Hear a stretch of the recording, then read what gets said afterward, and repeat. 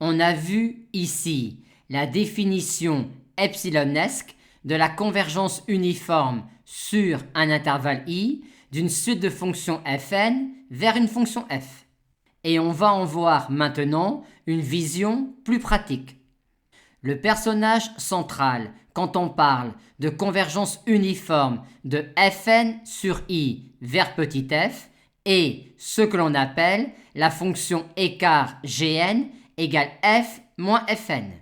En effet, dire que fn converge uniformément sur i vers petit f signifie que quel que soit l'écart epsilon strictement positif considéré, il existe un indice n0 à partir duquel la fonction x d'une valeur absolue de gnx reste bloquée dans la bande 0, epsilon.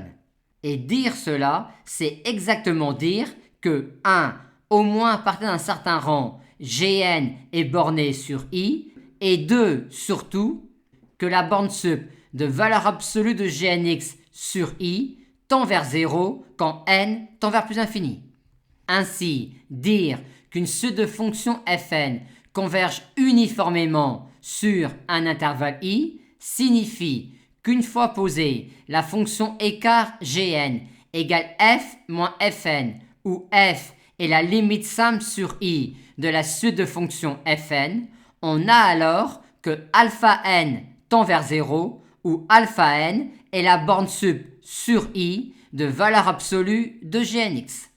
Mais cette vision-là de la convergence uniforme sur i de la suite de fonctions fn n'est pas si pratique que ça, dans la mesure où très souvent on sera incapable de déterminer alpha n.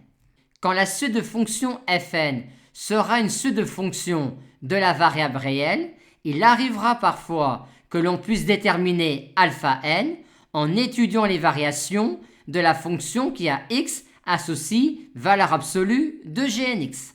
Mais même dans ce cas, il arrivera que l'on ne pourra pas déterminer alpha n, et cela sera encore plus vrai quand fn ne sera pas de la variable réelle. Mais dire cela, c'est-à-dire dire que la suite de fonctions fn converge uniformément sur i, équivaut également à dire que l'on pourra trouver sur l'intervalle i un majorant de la fonction x d'une valeur absolue de gnx et un majorant qui tendra vers 0 quand n tend vers plus infini. Ainsi, une suite de fonctions fn convergera uniformément sur un intervalle i lorsque l'on pourra trouver un majorant sur i de x d'une valeur absolue de gnx et un majorant qui tend vers 0 quand n tend vers plus infini.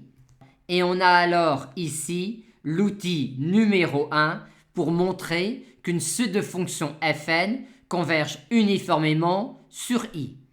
Et dans ce cadre-là, il arrivera parfois que l'on ait besoin d'aller chercher le meilleur des majorants de x d'une valeur absolue de gnx sur i, c'est-à-dire que l'on s'intéresse à la borne sup sur i de valeur absolue de gnx.